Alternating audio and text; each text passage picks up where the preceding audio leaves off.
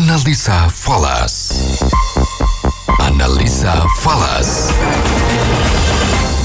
Analisa Falas Pas FM bersama saya Fahmi Andrian dan saya sudah tersambung bersama Alwi Assegaf, Research Analyst GK Invest. Halo, selamat sore Pak Alwi. Selamat sore Mas Fahmi. Kita lihat rupiah kita terus sedikit terpuruk ya Pak, 14.442 Pak. Apa yang terjadi Pak dengan rupiah? Iya, betul. Ya, rupiah memang dalam hampir beberapa minggu ini memang terus tertekan ya. Dan pelemahan rupiah ini masih dipicu oleh faktor eksternal ya, di mana sentimen dari Omicron itu telah mendorong pelarian dana dari aset beresiko ke safe haven ya. Dan ini yang salah satu penyebab anjloknya rupiah ya, yang merupakan mata uang emerging market ya. Jadi ketika ada sentimen memburuk, rupiah cenderung tertekan.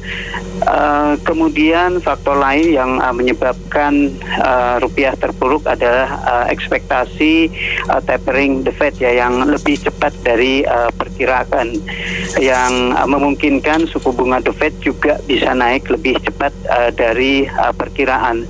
Nah, ekspektasi tersebut muncul ya, menyusul komentar dari Gubernur the Fed ya, Jerome Powell ya, dalam testimoninya di Senat ya, yang tidak menggunakan lagi kata transitory ya. Jadi sebelum-sebelumnya Powell ini menggunakan kata transitory ya dalam menanggapi inflasi ya. Jadi dia mengatakan inflasi hanya bersifat sementara. Tapi minggu lalu mendadak hawkish ya, dengan mengatakan bahwa inflasi kemungkinan bisa bertahan lama, dan Powell menyarankan agar the Fed atau Bank Sentral segera mempercepat tapering ya, guna meredam laju inflasi. Dan komentarnya ini muncul ya menjelang rapat the Fed di minggu mendatang. Jadi ini semakin meningkat ekspektasi kenaikan suku bunga, dan bahkan dengan data non farm payroll ya, yang dirilis pada hari Jumat ya, yang angkanya di bawah perkiraan, juga tidak mengubah pandangan pasar ya mengenai tapering tersebut ya. Dan kalau kita lihat memburuknya sentimen rates on ini telah menyebabkan capital inflow ya, yang juga semakin menekan rupiah. Oke.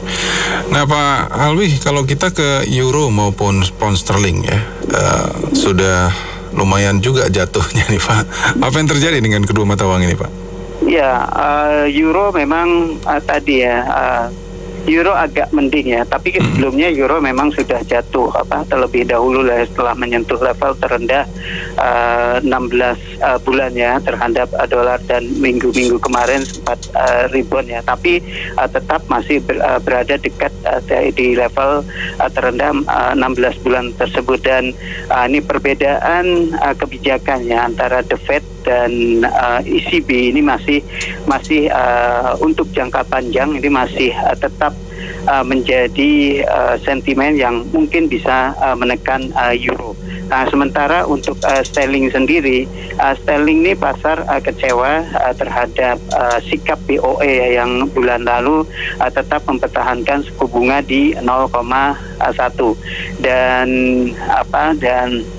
ini yang kemudian membuat sterling terus mengalami tekanan. Bahkan di minggu lalu itu sempat jatuh ke level terendah sejak Desember 2020 ya, di 3194. Dan hari Jumat itu ada pernyataan dari salah satu pejabat MPC ya, Monetary Policy Committee, Michael Sanders ya, yang ini Michael Sanders ini merupakan salah satu anggota MPC yang menyarankan untuk menaikkan suku bunga. Jadi sikapnya hawkish, tapi di hari Jumat lalu sikap hawkishnya itu agak berkurang ya, dengan mengatakan bahwa dia menginginkan informasi yang lebih lanjut ya tentang dampak varian virus Corona Omicron ini sebelum dia memutuskan voting ya pada rapatnya bulan ini.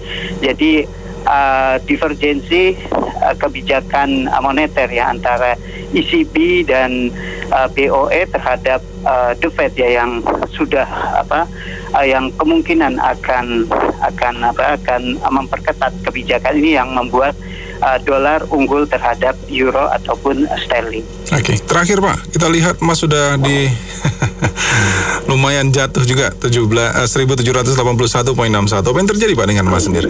Ya, emas memang ini emas ini seharusnya bisa terdorong ya oleh permintaan safe haven ya di tengah sentimen Omikron ya. Tapi ternyata investor itu lebih memilih dolar ya menjadi safe haven, dan juga emas ini masih dibayangi oleh ekspektasi tadi tapering yang lebih cepat dari perkiraan setelah kenaikan suku bunga The Fed. Memang hari Jumat ada kenaikan ya pada harga emas sekitar 1%. Tapi kalau kita lihat dari keseluruhan ya, dari minggu ke minggu, harga emas masih belum bisa beranjak dari level 1.800. Nah, ini yang membuat harga emas cenderung turun karena adanya ekspektasi kenaikan suku bunga The Fed ya, di mana emas ini merupakan aset yang tidak memberikan imbal hasil. Jadi ketika ada isu kenaikan suku bunga ini sangat sensitif sekali ya.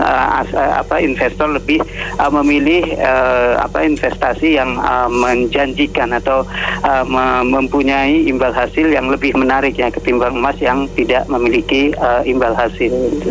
Baik, kalau begitu terima kasih banyak atas waktunya Pak Alwi. Selamat sore dan sukses selalu untuk Anda. Oke, selamat sore. Terima kasih, Mas Fahmi. Analisa Falas bersama Alwi Assegaf, Research Analyst KK Invest, saya Fahmi Andrian.